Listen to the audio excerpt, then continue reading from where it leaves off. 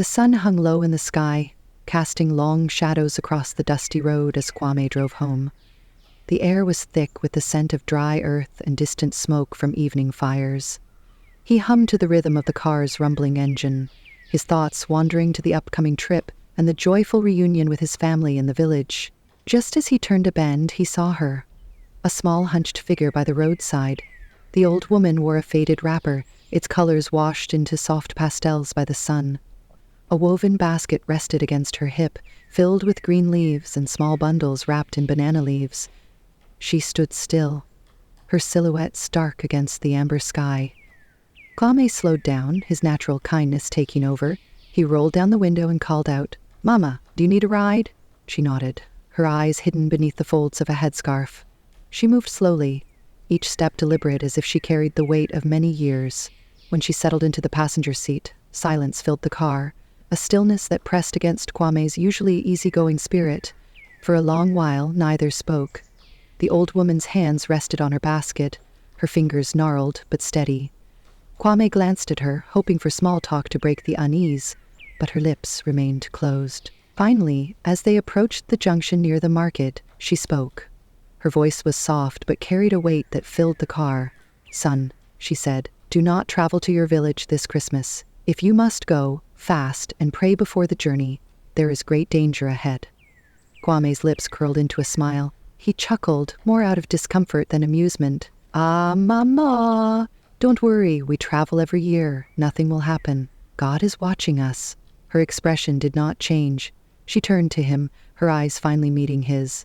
They were dark, deep wells of knowing, and Kwame felt a shiver run through him. "Pray and fast if you must go," she repeated. Her voice seemed to linger in the air, each word hanging like mist in the cool evening. The car rolled to a stop near the market square.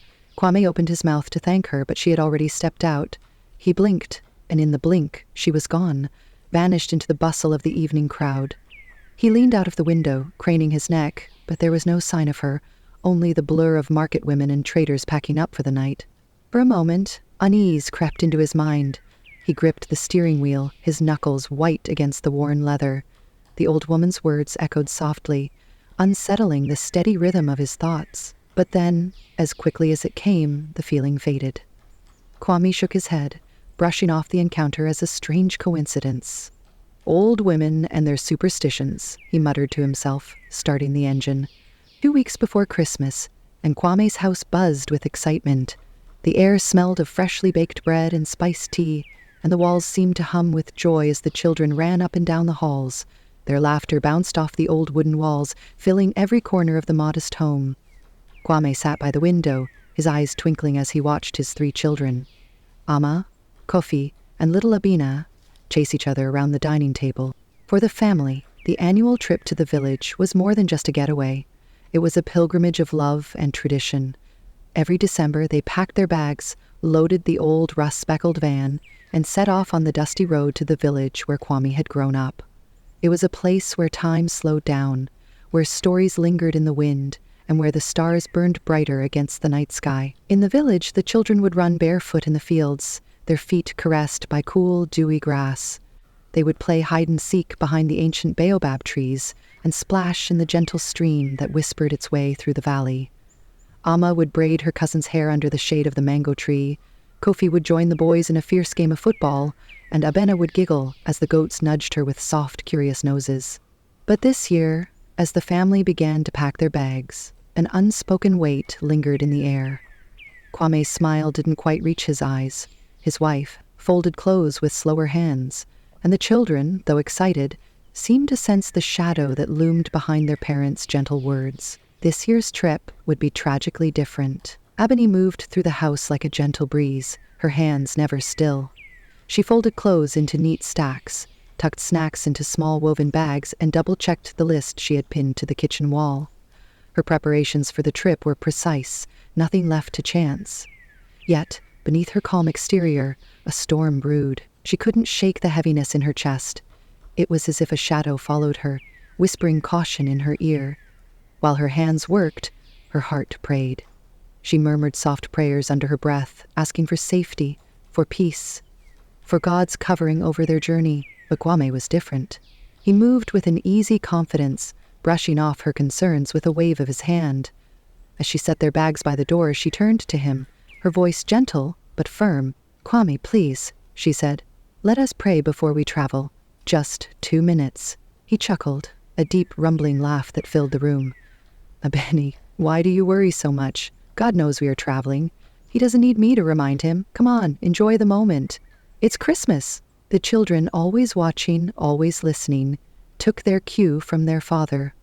Kofi rolled his eyes, Amma sighed dramatically, and little Abena pouted, crossing her arms. "Mama, do we have to pray now?" Kofi groaned. "We do it all the time." Abeni's heart tightened.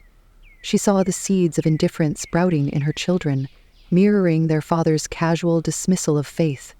She bit her lip, swallowing the ache that rose in her throat. "I will pray," she said quietly, "even if no one else will." She knelt by the doorway, her knees pressing into the cool tile.